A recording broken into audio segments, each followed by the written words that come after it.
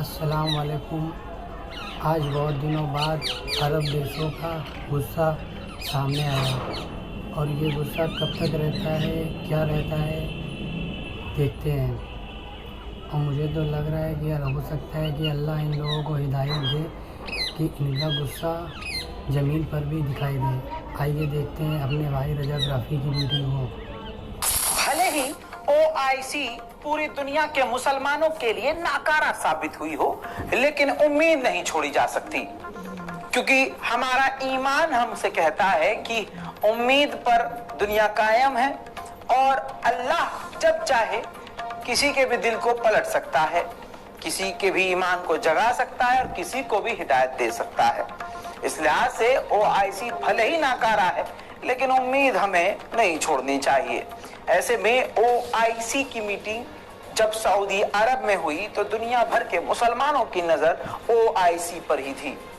अब ऐसा भी नहीं हो सकता कि ओआईसी सीधा ऐलान कर दे जंग का और हमला कर दे, लेकिन इन तमाम चीजों को एक तरफ रख के इससे पहले के बयानात ओआईसी के आप सुनेंगे तो आपको गुस्सा ही आएगा। लेकिन अब जब ओआईसी की ताजा तरीन मीटिंग हुई है, इसमें बुरी तरह से काफी ज्यादा गुस्से में ओआईसी के बयान है, यानी ओआईसी बुरी तरह से इजराइल पर भड़का है।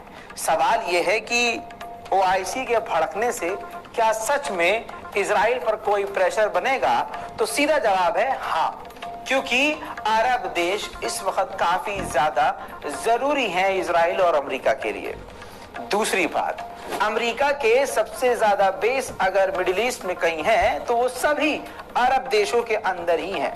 इसलिए अमेरिका और इजराइल की नजर इस ओआईसी की मीटिंग पर पहले से थी। आइए बहुत ही आसान और सरल भाषा में आपको बताता हूं कि ओआईसी में असल में किसने क्या क्या कहा। इस वीडियो के रिपोर्ट के अंत में आप ये डिसाइड करेंगे कि बयान किसके सख्त थे और किसकी बात से आप ज्यादा राजी। दोस्तों, बात करेंगे सबसे पहले सऊदी अरब के क्राउन प्रिंस मोहम्मद बिन सलमान की। मोहम्मद बिन सलमान का कल का भी मैं आपको एक अपडेट दे चुका था, जिसमें वो अरब लीग की मीटिंग का उनका बयान सामने आया था, जो मैंने आपको दिखाया था। वही सेम बात उन्होंने ओआईसी में भी कही। इस मीटिंग में मोहम्मद बिन सलमान और सख्त नजर आए। उन्होंने बिना बातों को घुमाए साफ तौर से कहा कि इजराइल को इसी वक्त इस जंग को, इस हमलों को रोकना होगा। साथ ही हम रिजेक्ट करते हैं कि ये सेल्फ डिफेंस है, इसको हम सेल्फ डिफेंस नहीं मानते। मोहम्मद बिन सलमान ने सख्ती से कहा कि ह्यूमैनिटेरियन रास्ता खोलना होगा और फिलिस्तीनियों की जान हर हाल में बचानी होगी। मदद का रास्ता इजराइल को खोलना ही होगा। उधर सऊदी अरब के क्राउन प्रिंस मोहम्मद बिन सलमान पहली बार इंटरनेशनल कम्युनिटीज पर भड़क गए। उन्होंने कहा कि ये फेलुअर है इंटरनेशनल कम्युनिटीज का, जो अपने आप को पावरफुल समझती हैं, कि वो इस जंग को, इस हमलों को और इजराइल को नहीं रुकवा पा रही हैं। मोहम्मद बिन सलमान के जो सख्त भरे लहजे में ये बातें बोली गई हैं, ये काफी उम्मीद जताती हैं कि हो सकता है आने वाले समय में मोहम्मद बिन सलमान और सख्त हो जाएं या कोई बड़ा फैसला लें। अगला उन्होंने जो बयान दिया वो और सख्त था और उसकी उम्मीद इजराइल को नहीं थी कि मोहम्मद बिन सलमान इतने डिटेल में बोलेंगे। मोहम्मद बिन सलमान ने साफ तौर से कहा कि इजराइल गजा के अंदर बच्चों को, बूढ़ों को, महिलाओं को, इंफ्रास्ट्रक्चर को, हॉस्पिटल्स को निशाना बना रहा है, जो कि वॉर क्राइम है। वहीं मोहम्मद बिन सलमान ने कुछ भी नहीं छोड़ा। मोहम्मद बिन सलमान ने कहा कि जिस तरह से इजराइल गाजा के लोगों को जबरदस्ती गजा से निकाल रहा है, इसको हम पूरी तरह से रिजेक्ट करते हैं और इस पर हमारी नजर है। मोहम्मद बिन सलमान के इस सख्त बयान से फर्क तो पड़ना ही है। आइए अब आगे बढ़ते हैं। मोहम्मद बिन सलमान का बयान अपने दिमाग में याद रखिएगा। अब मैं एक और बड़े लीडर का बयान आपको बताने वाला हूं, वो भी शॉर्ट में। तुर्की, ओआईसी में ही तुर्की के रजब तैयब एर्दोगान बुरी तरह से वो भी भड़के हैं और अभी जो तुर्की में रहकर वो बड़े बड़े बयानात दे रहे थे, उससे बढ़ चढ़कर उन्होंने ओआईसी के अंदर बयान दिए हैं। अपने घर के अंदर एक छोटी सी मीटिंग और कॉन्फ्रेंस में आकर बयान देकर वापस अपने घर चले जाना वो बात अलग है, लेकिन ओआईसी के प्लेटफॉर्म पर खड़े होकर सबसे ऊंची आवाज में इजराइल को ललकारना, ये भी एक बड़ी बात है। आपको बता दूं, तुर्की ने ये कहा, यानी रजब तैयब एर्दोगान ने कहा कि इजराइल को अपना अंजाम भुगतना होगा। इसका खामियाजा भुगतना होगा जो उसने गाजा के अंदर तबाही मचाई है। साथ में तुर्की ने यह भी कहा, एर्दोगान ने यह भी कहा कि ओआईसी को फंड रेज करना चाहिए, पैसा इकट्ठा करना चाहिए और पैसा गजा को देना चाहिए कि पूरा फिर से वो वैसे ही बनकर तैयार हो सके। रजब तैयब एर्दोगान ने साफ तौर से ये भी कहा कि इन हमलों को और इन बर्बादियों को और इन टकराव को खत्म करने के लिए 2 स्टेट सॉल्यूशन जरूरी है। साथ में उन्होंने बड़ी बात कही कि जेरूशलम जो है हमारी रेड लाइन है।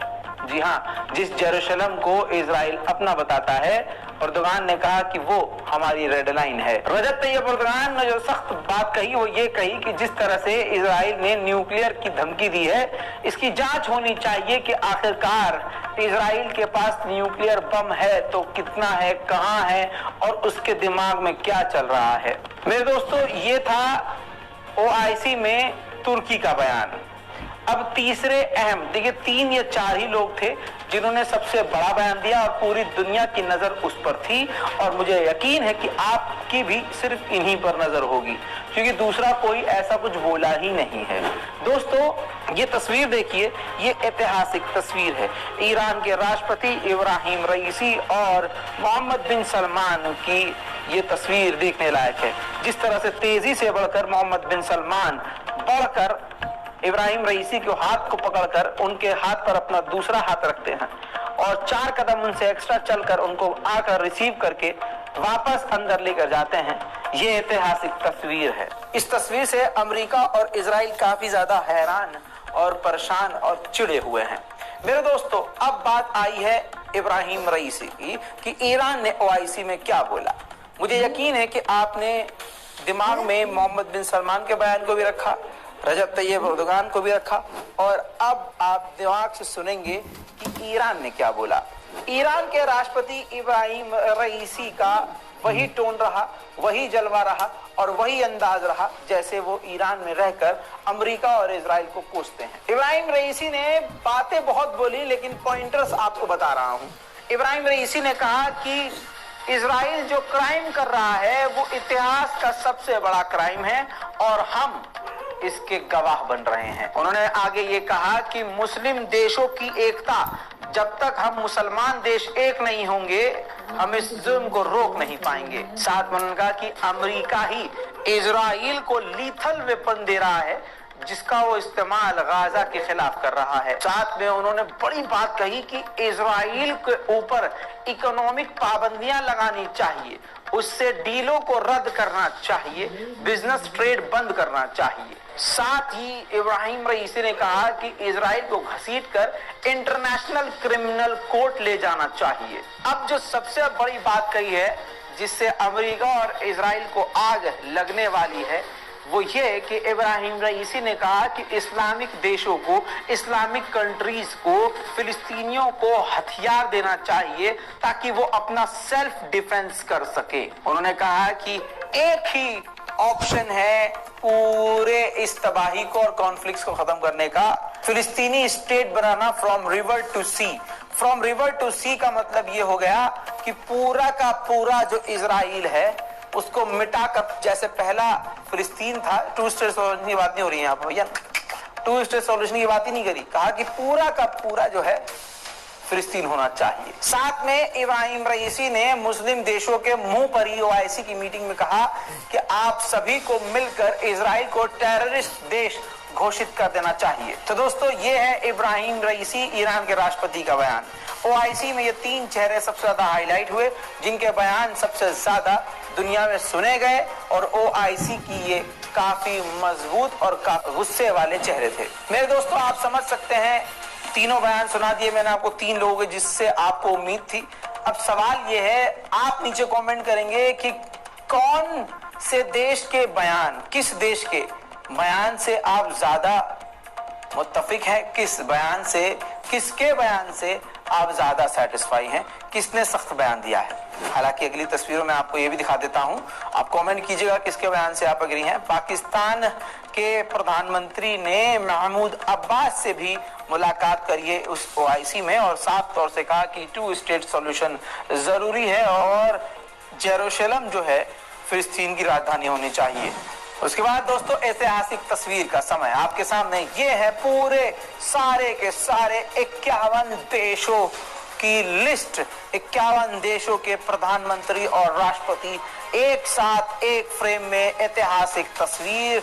दुनिया इन तस्वीरों को बड़े ही ध्यान से देखती है क्योंकि ये है ऑर्गेनाइजेशन ऑफ इस्लामिक कॉरपोरेशन। उधर अरब और ओआईसी ने, दोनों ऑर्गेनाइजेशन ने मिलकर कहा है कि इजराइल जो लीथल वेपन और केमिकल वेपन का इस्तेमाल कर रहा है वो इसी वक्त बंद हो। वहीं ओआईसी और अरब लीग ने साफ तौर से यह भी कहा है कि इंटरनेशनल क्रिमिनल कोर्ट को यह जांच करनी चाहिए कि किस तरह से अंतर्राष्ट्रीय कानून का उल्लंघन और वॉर क्राइम किया है इजराइल ने। वहीं ओआईसी और अरब लीग ने यह भी कहा है दुनिया भर के देशों से कि आप लोग हथियार देना इजराइल को बंद कर दें, जिन हथियारों का इस्तेमाल वो गाजा के लोगों का जेनोसाइड करने के लिए कर रहा है। अरब लीग ओआईसी ने आगे ये भी कहा कि इजराइल और आसपास के देश अपनी आजादी को जब तक एंजॉय नहीं कर सकते जब तक खुद फिलिस्तीन को आजादी नहीं दी जाती। दोस्तों ये इस पूरी रिपोर्ट में ओआईसी और अरब लीग के तमाम बयान आपको मैंने बता दिए हैं, वो भी आपके सामने रख दी है। किसके बयान से आप सहमत हैं नीचे कमेंट कीजिए और इस रिपोर्ट को शेयर करना मत भूलिएगा। जय हिंद। आप लोगों ने देखा कि अरब लीग में क्या बोला गया है। अगर आप लोगों को वीडियो अच्छी लगी है तो वीडियो को लाइक करें, कमेंट करें और मेरे चैनल को सब्सक्राइब करें। अल्लाह हाफिज़।